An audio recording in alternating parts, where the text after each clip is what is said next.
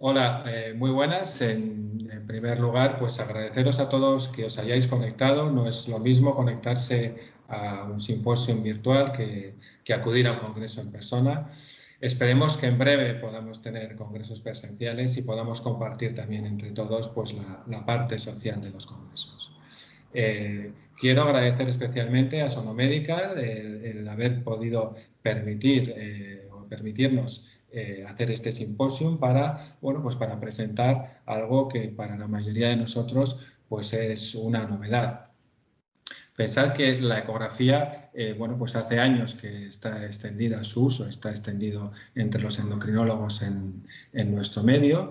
Pensad también que ha tenido varios saltos cualitativos, diría yo, ¿no? Es decir, en primer lugar, se trata de una herramienta diagnóstica, nos sirve para categorizar nódulos tiroideos, para estratificar el riesgo de esos nódulos tiroideos en función de sus características y, en definitiva, para decidir cuáles de esos nódulos son subsidiarios de estudio citológico o anatomopatológico. También, dentro del ámbito diagnóstico, nos sirve como guía para realizar estas técnicas, ya sea la punción, aspiración con aguja fina o la biopsia con aguja gruesa. Hubo un salto que nosotros hablábamos de cerrar el círculo porque pasábamos del diagnóstico al tratamiento cuando la ecografía nos sirve como guía para tratamientos mínimamente invasivos. Partiríamos del más sencillo, como sería la enolización de quistes tiroideos, iríamos aumentando el grado de complejidad, enolizando adenopatías o incluso ya como guía para los tratamientos percutáneos para las ablaciones, las termoablaciones percutáneas, ya sea con radiofrecuencia, ya sea con láser o más recientemente con microondas. Pues bien, el día de hoy vamos a hablar de un nuevo salto cualitativo. Vamos a hablar de que la ecografía deja de ser simplemente la guía para realizar otros tratamientos y pasa a ser el tratamiento en sí, ¿no? Y esos son los tratamientos con ultrasonidos de alta intensidad, el HIFU.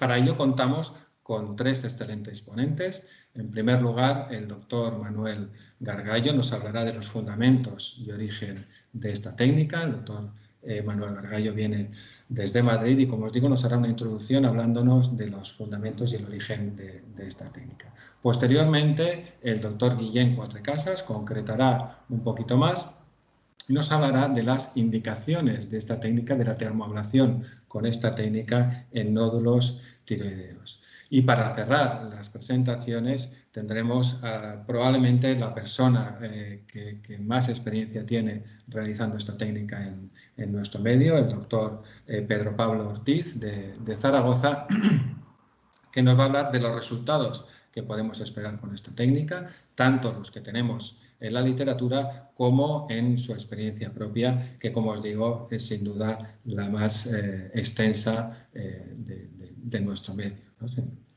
Si os parece adecuado también, haremos las tres presentaciones seguidas, dejando después un tiempo pues, para las preguntas y el debate. No robo más tiempo y damos paso al primer ponente, así que, por favor, Manolo, adelante.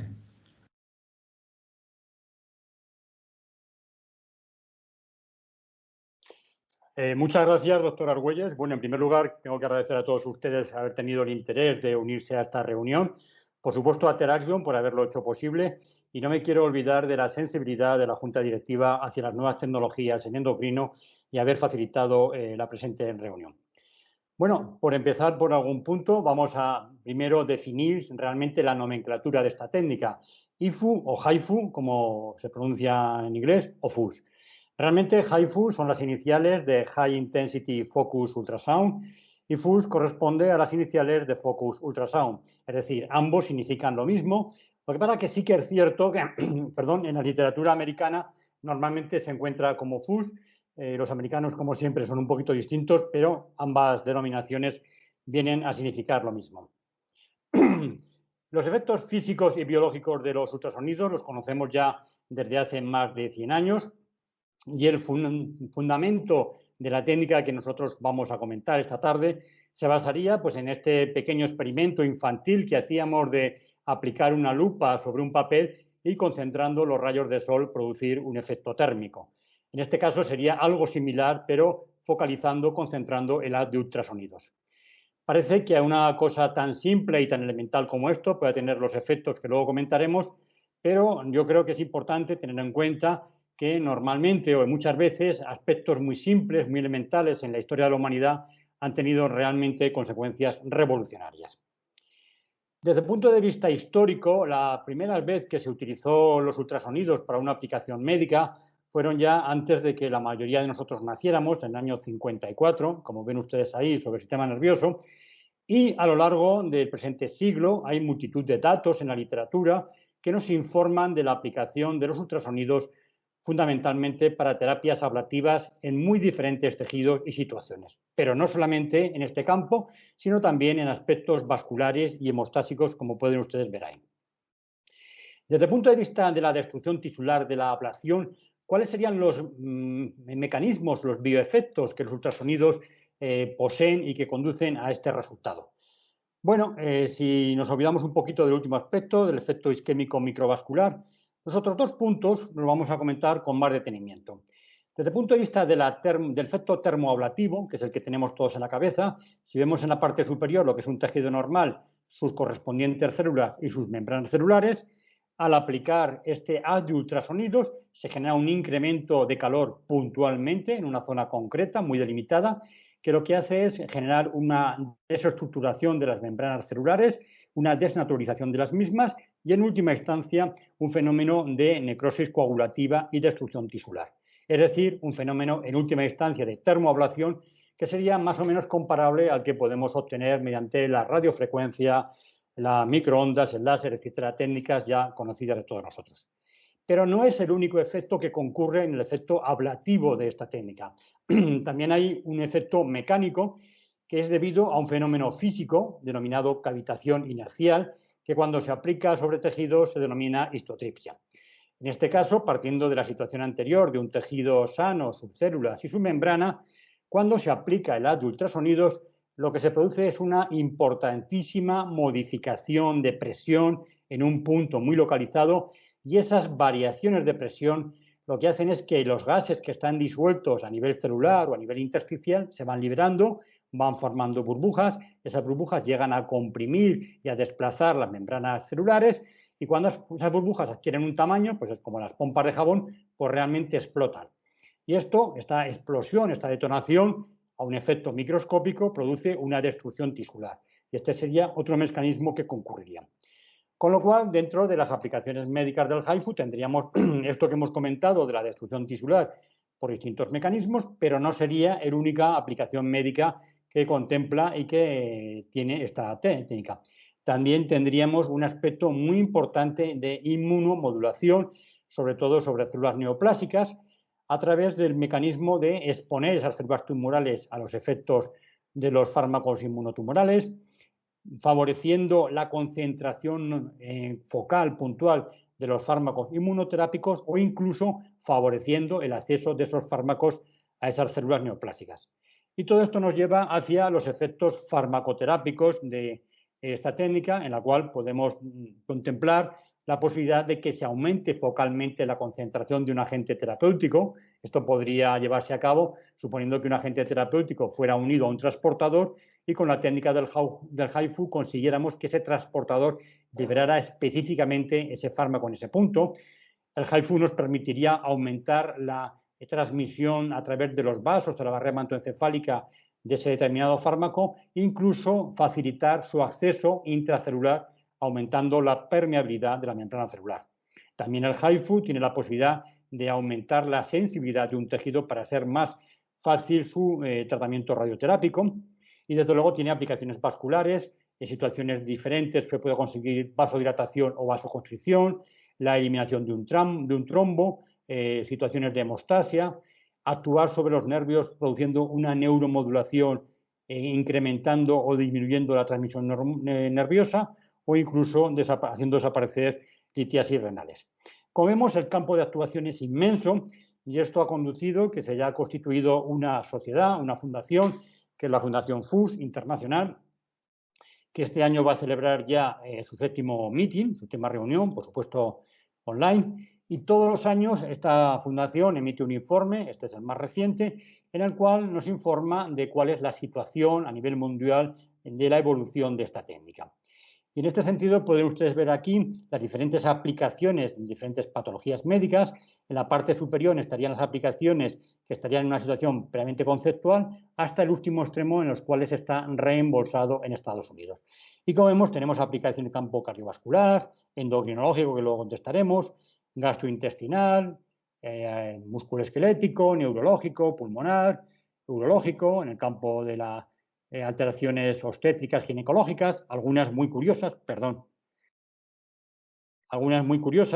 como pueden ser estas de la anestesia local o la cicatrización de heridas, por supuesto el campo oncológico, lo que hemos comentado, tratamiento de dolor y por supuesto también en niños.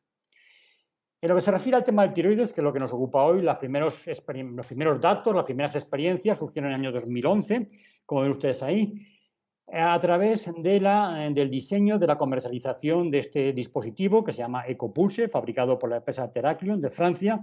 Es el único que existe en el mundo, con lo cual no es una publicidad porque es el único, y tiene, como ven ustedes ahí, su certificación europea para tratamiento de nódulos tiroideos y fibroadenomas mamarios.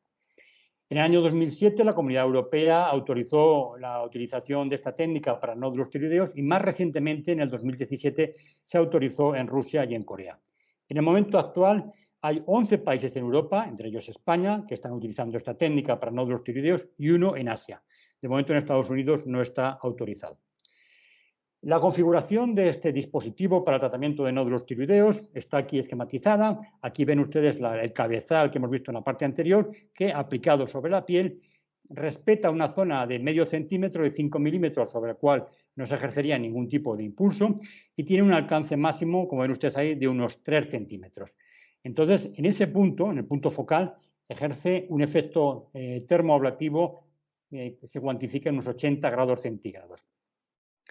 Ese efecto, aparte de ese punto, se dispersa como unos 4,6 milímetros para arriba y 2,7 para abajo. Es decir, en total abarca un área de unos 7 milímetros por 5, ¿no?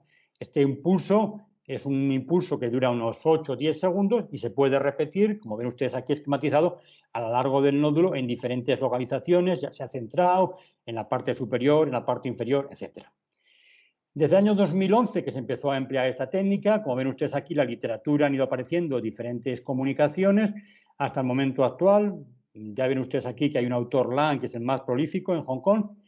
Y bueno, posteriormente en la siguiente exposición mi compañero les explicará más detalladamente la técnica.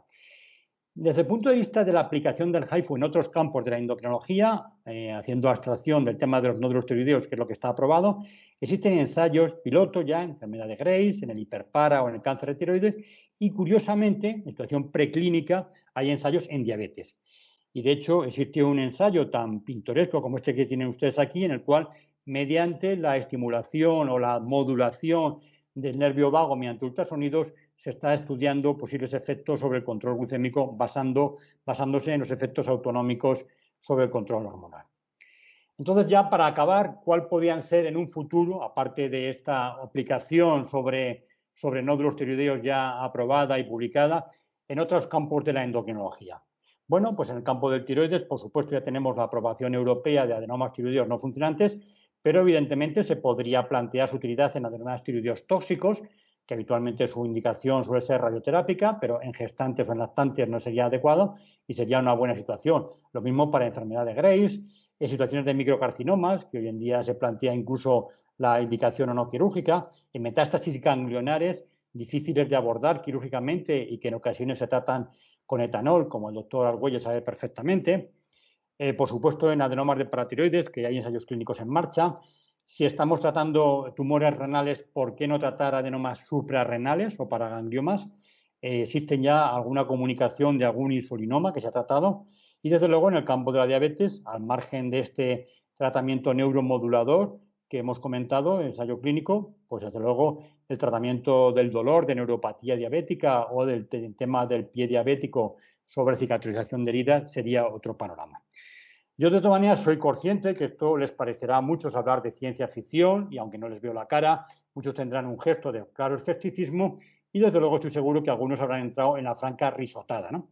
En fin, yo esto me parece respetable, pero únicamente quiero apuntar que yo cuando empecé la residencia, que hace ya algunos años, pues en aquel momento la cirugía que se hacía era de este tipo, una cirugía absolutamente abierta, por supuesto, en la cual los cirujanos se pegaban toda la operación mirando el boquete este que le habían hecho en la tripa al paciente correspondiente. Pues la verdad es que poco podían imaginar ellos que en no muchos años la cirugía se transformaría en esto que ven ustedes aquí, en el cual con una mínima incisión y unos tubos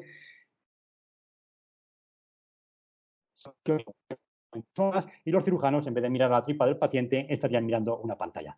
Con lo cual, con esto quiero decir que tenemos que tener la mente abierta sobre todas estas innovaciones médicas. Nada más y muchas gracias.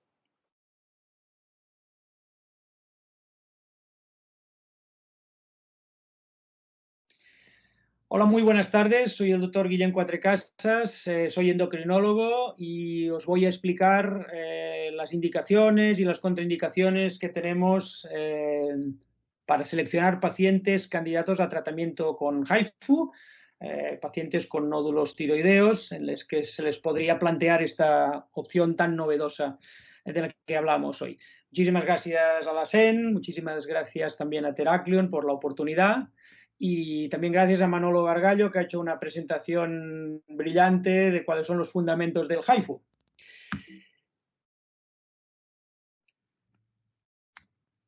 Como sabéis, primero de todo tenemos que decidir el por qué vamos a hacerle al paciente algún tipo de intervención, ¿verdad?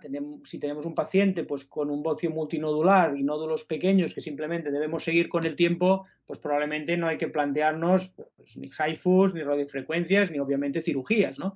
Entonces, ya empezamos a hablar de un paciente que tiene algún tipo de molestia o cosmética o al deglutir o roquera, por lo tanto, estamos hablando de un nódulo de ya un cierto tamaño, ¿no? Más allá de las molestias locales que puedan justificar la intervención, siempre, y eso es importante resaltarlo, debe ser un nódulo benigno. Por lo tanto, debemos tener probablemente más de una punción, 2, 3 punciones, si es un paciente de largo seguimiento, siempre Bethesda 2, benignas, y en ella podríamos eventualmente indicar un HIFU. Lo ideal es que sea un nódulo absolutamente sólido, porque al final nosotros lo que hacemos con el HIFU es emitir ondas de ultrasonidos y por lo tanto el tejido que conduce estas ondas de ultrasonidos son nódulos sólidos. Ante un quiste, pues como sabéis, la imagen es anecoica totalmente y por lo tanto no sería adecuado dar HIFU porque no atravesaría esa agua el ultrasonido, ¿no? Y ante un nódulo mixto, pues tendríamos las dudas si quizá haciendo una extracción previamente de la fracción líquida, pues podría ser útil luego hacer HIFU sobre la parte más sólida. Quizá el punto más delicado, no tanto ya el hecho del por qué lo queremos hacer, si es que es estética o la lesión o hay un problema de glutorio, no tanto por hecho de sea benigno o no, que esto ya parece una obviedad, sino es la morfología del nódulo y sobre todo la profundidad del nódulo es importante. Como veis a vuestra derecha, la máquina tiene una zona donde existe un gel, parecido al gel que nosotros ponemos en los ecógrafos convencionales, y esta distancia es importante que la tengamos calculada porque de alguna manera, si la profundidad máxima del haz van a ser 3 centímetros, pues como veis, ya la zona donde está este gel hay que restarla de estos 3 centímetros, ¿no? Entonces, hay que tenerlo claro para plantearlo ante el paciente. Nódulos excesivamente profundos, más allá de los 3 centímetros de profundidad, probablemente no vayamos a alcanzarlos correctamente con el HIFU. Luego, un punto que también a nivel de indicaciones valdría la pena valorar es el tamaño del nódulo. Nódulos excesivamente grandes van a ser nódulos que van a necesitar muchísimos impactos, muchísima intensidad, con lo cual va a ser más complejo, también a nivel de efectos secundarios, como veremos luego, y podrían eventualmente plantearse sesiones múltiples de HIFU o otro tipo de intervenciones parecidas a la radiofrecuencia, pero sin embargo, yo hoy, para los que sois más profanos o para los que queréis iniciaros a la metodología, yo diría que el planteamiento sería una única sesión que sea eficaz, que sea muy efectiva y que el paciente salga plenamente satisfecho de ella, ¿no? Entonces tenemos plantearnos el HIFU en nódulos sobre los 3 centímetros también de grosor máximo y 3 centímetros de profundidad, como decíamos. Imágenes prácticas de lo que os estoy diciendo. Veis aquí un nódulo situado a unos 2 centímetros de profundidad. Sabéis que la ecografía nos lo marca en rayitas a la izquierda. Veis arriba la dermis perfectamente marcada y la zona muscular también, pretiroidea. Bueno, este es un nódulo no muy grande en cuanto a volumen, sin embargo, sí está apoyado sobre la tráquea, con lo cual probablemente le daba alguna molestia a la paciente, y vemos como en profundidad pues es un nódulo ideal.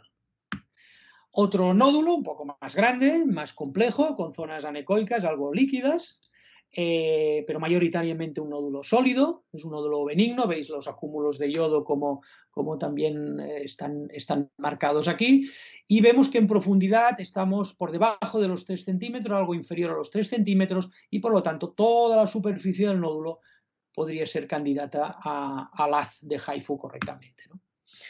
Un caso más peliagudo para plantearos una opción menos fácil, como hemos dicho antes, una zona líquida muy importante que deberíamos vaciar previamente y ver qué zonas sólidas realmente nos quedan y a qué profundidad, porque como estáis viendo aquí, esto es una profundidad demasiado exagerada para lo que sería ideal en un HIFU. Por lo tanto, esto sería una imagen más de contraindicación que de indicación del HIFU.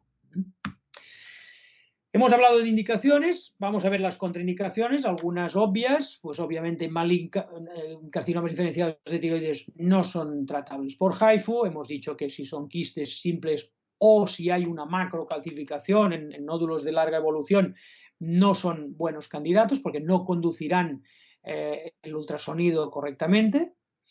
Obviamente, si es un paciente complejo al que ya ha sido operado o ha sido irradiado, que tiene una lesión de la cuerda vocal contralateral, pues debemos hacer como mínimo muchísimo cuidado a la zona del recurrente del nódulo que vayamos a tratar, pero yo lo apunto aquí como una contraindicación, si no mayor, al menos menor. Pero quizá lo que es más interesante es este último punto, en cuellos muy gruesos o cuellos que hayan sido irradiados y que tengan algún tipo de cicatriz cutánea que haga que la dermis y la grasa subcutánea sea muchísimo más hipertrófica. Debemos ir con mucho cuidado porque el aparato detecta de una forma automática la zona donde se le apoya el transductor.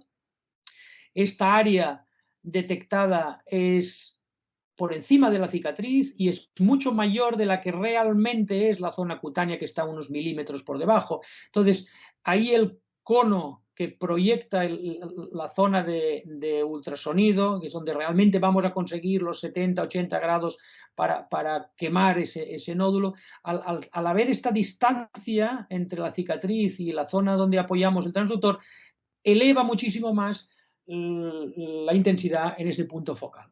Simplemente tener en cuenta esto, que tiene que ser una piel lisa, fácil, sencilla. Aquí formalmente no serían contraindicaciones, pero yo creo que quizás la diapositiva más importante. Nosotros cuando empezamos a trabajar con HIFU hicimos mucho hincapié en que el paciente debe ser capaz de tener una hiperextensión cervical importante.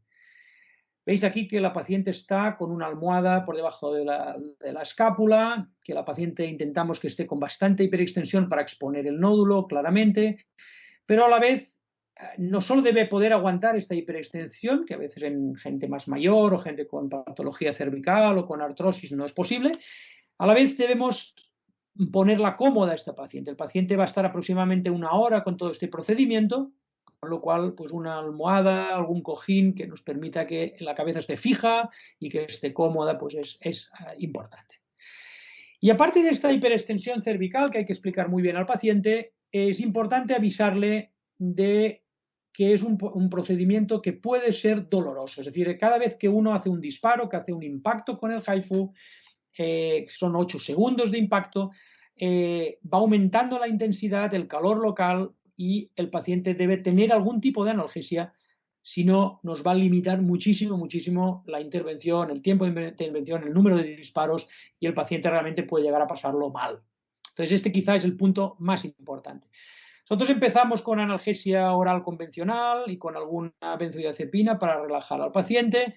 No fue suficiente en los 2-3 primeros pacientes. probamos EMLA tópica, lo mismo que utilizan los cirujanos plásticos, por ejemplo, en hacer láser, pero tampoco fue suficiente, de manera que a partir de nuestro cuarto paciente decidimos ya finalmente aplicar una infiltración con Scandi, infiltración de la cápsula, que es un método muy sencillo, con una aguja muy fina, guiado también por ecografía, y que nos da una analgesia completa, una anestesia local completa, y nos permite trabajar a mayores intensidades con mucha comodidad. Y como veis aquí, pues nos permite hacer muchísimos disparos y conseguir zonas quemadas de muchísimo más valor. Bien, hemos visto indicaciones, contraindicaciones, aspectos prácticos del paciente a nivel de la hiperextensión, del manejo del dolor, y aquí vemos los efectos secundarios, ¿no? De nuevo, este aspecto de dolor que comentábamos, aunque esto realmente debe ser manejado antes de los disparos de HIFU. Y posteriormente, ¿qué podemos encontrarnos? Pues nos podemos encontrar algo de edema, un cuello un poquito más edematoso, básicamente, no solo por el calor local que se ha producido aquí, sino también por el frío. Al final el transductor y el gel va enfriándose continuamente, por lo tanto es más el frío el que causa la hiperemia que no el calor interior en el nódulo. Nosotros no hemos tenido grandes complicaciones hasta el momento. En algunos casos, aquí lo veis más detallado, tenemos una cierta hiperpigmentación y un cierto engrosamiento de la zona dérmica que desapareció al cabo de muy pocas horas. Entraría en esta columna de aquí, quemazones, hiperpigmentación, discreta parestesia local. Muy raramente se han descrito hematomas porque lógicamente hacemos pruebas de coagulación previa para evitar este supuesto, ¿no? Bien, muy importante que el paciente tenga una sensación de extracuidado, es decir, al final, al acabar esta hora de tratamiento intensivo con múltiples disparos y de mayor o menor intensidad, le colocamos una bolsa de hielo para evitar este efecto de edema local. Normalmente el paciente se va de alta pues, con una ecografía previa para asegurar lo que comentábamos, que no haya un hematoma. Si se ha hecho por la tarde, pues la cena debe ser una cena ligera, blanda y bastante fría. Si lo hacemos por la mañana, pues sería la comida la que sería más blanda y más fría. Normalmente nuestros pacientes no han necesitado más de 8 o 12 horas de analgesia convencional, sobre todo si optamos por hacer una infiltración con Scandi. Y este es un protocolo que es discutible, lógicamente, y luego el moderador quizá hablará de ello, pero propondría yo pues un seguimiento mensual, trimensual y 6 meses. Sabéis que al final el procedimiento no es más que quemar un nódulo y por lo tanto una vez este nódulo quemado son los macrófagos del cuerpo que lo reabsorben y el efecto final pues probablemente lo veremos a estos 6 meses vista. Y pues sin más os dejaré ya con los siguientes ponentes que os hablarán propiamente de tratamiento y de eficacia de esta técnica tan prometedora. Muchísimas gracias.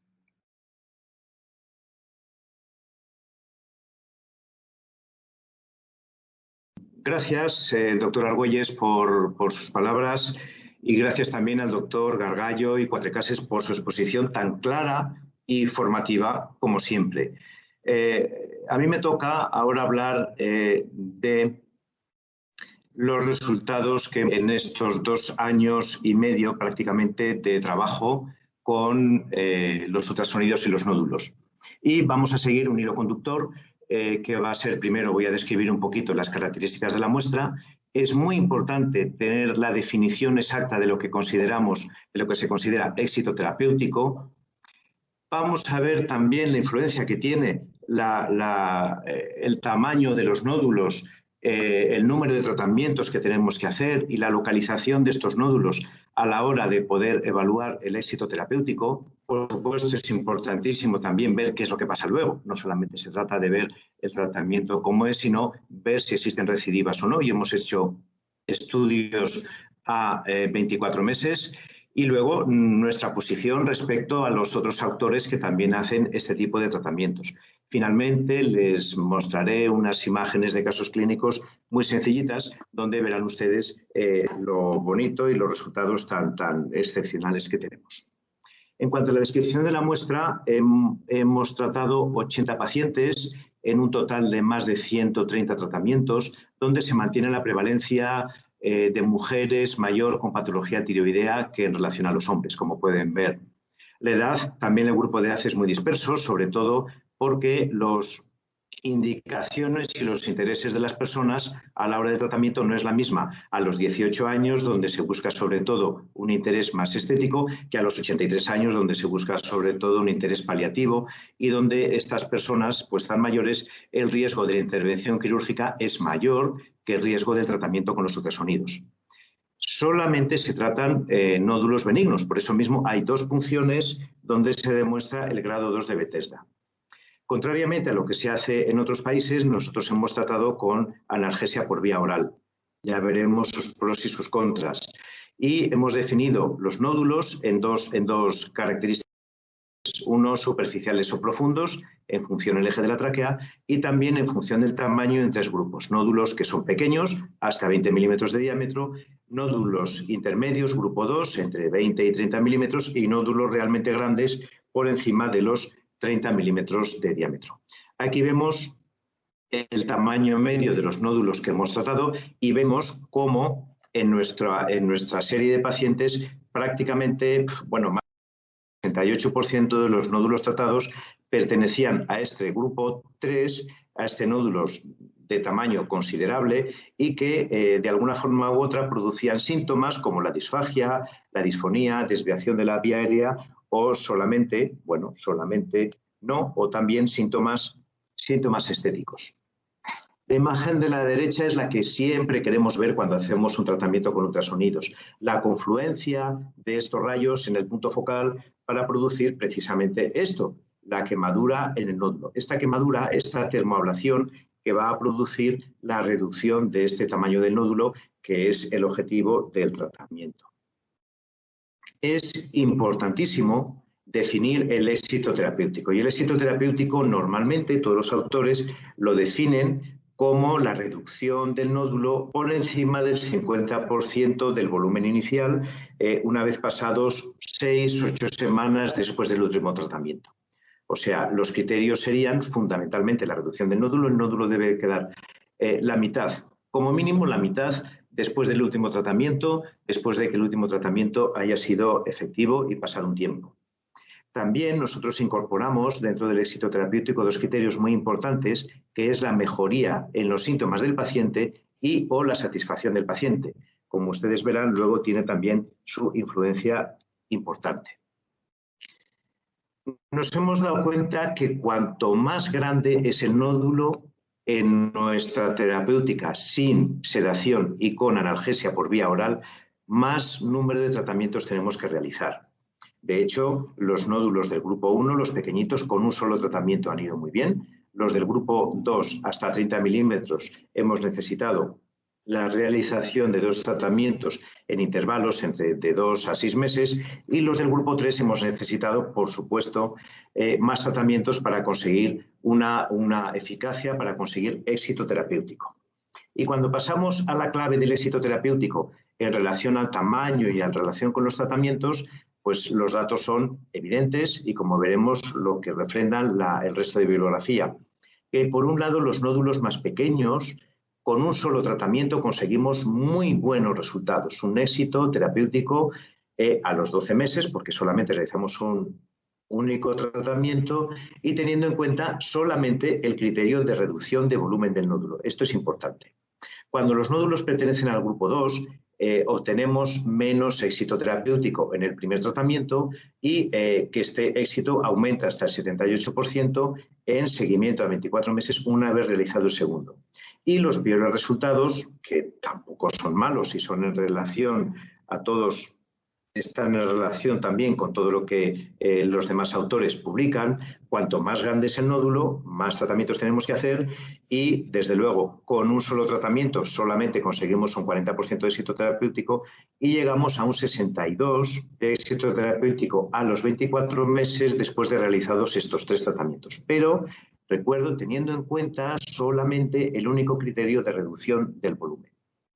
¿Qué es lo que pasa en los nódulos más grandes y en la localización? Por un lado, es importante remarcar que no se pudo completar el tratamiento cuando los nódulos o son muy superficiales y están cerca del istmo o son muy profundos y próximos a estructuras vitales como la carótida, tráquea y esófago. Y precisamente estos nódulos que solamente han podido ser tratados parcialmente, y es lógico, el nódulo, la parte que no tratas es una parte del nódulo que no va a reducir, van a pertenecer a este grupo 3 en un 80%.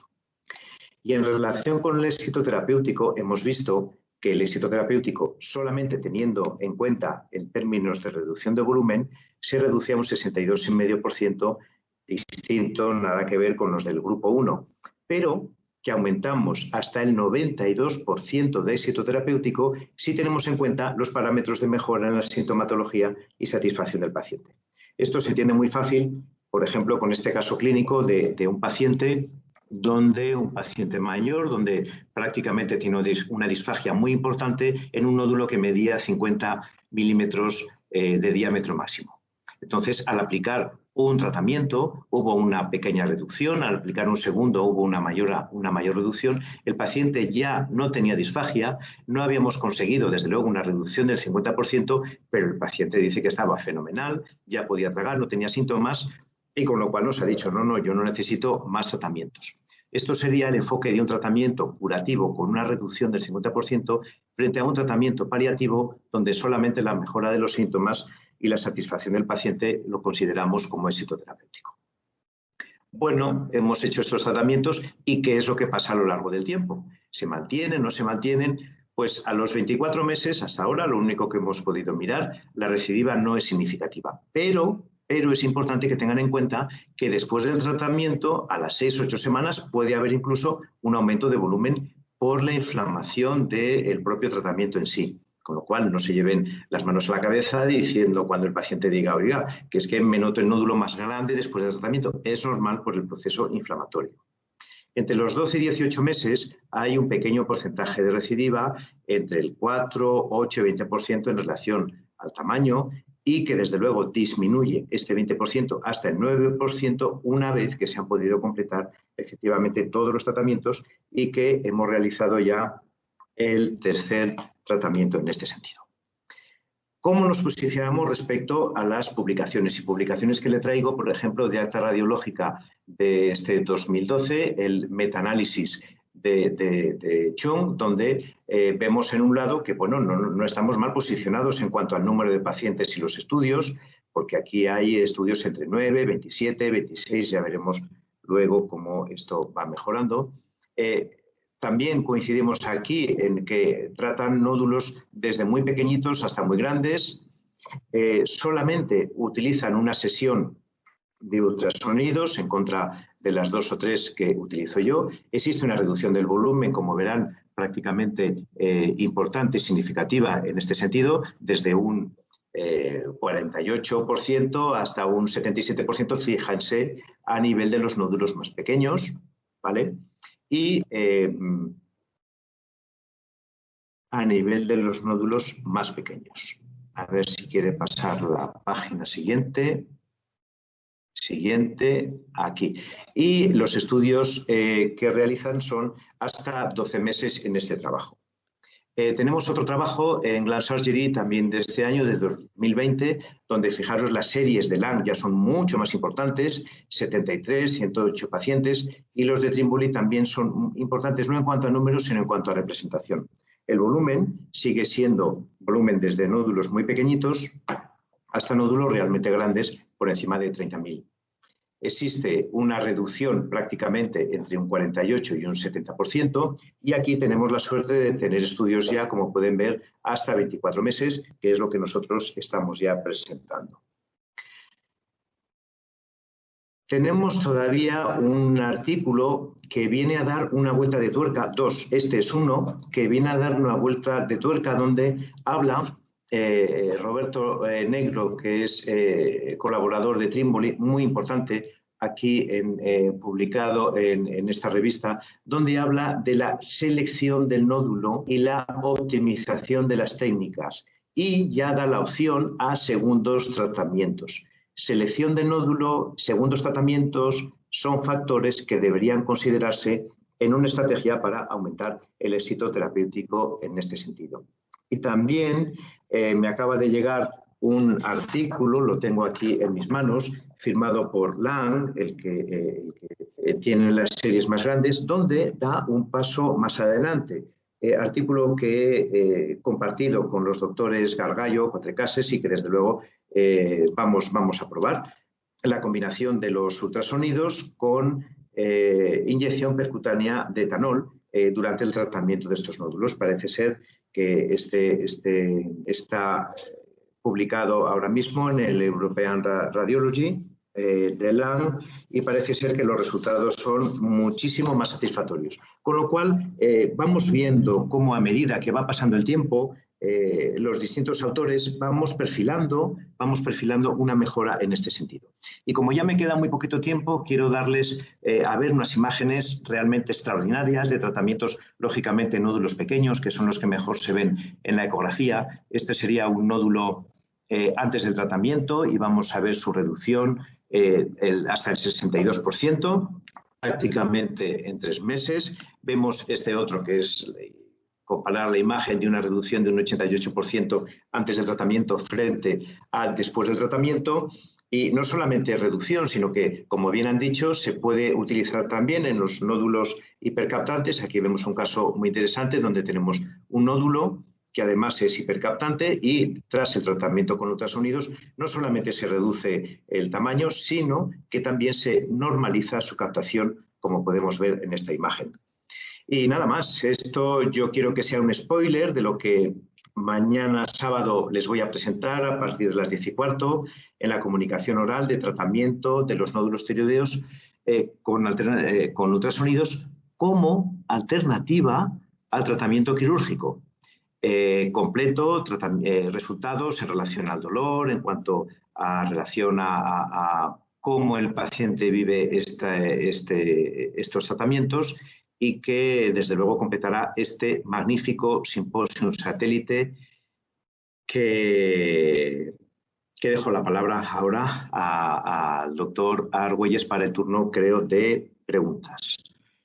Muchísimas gracias por su atención y un saludo.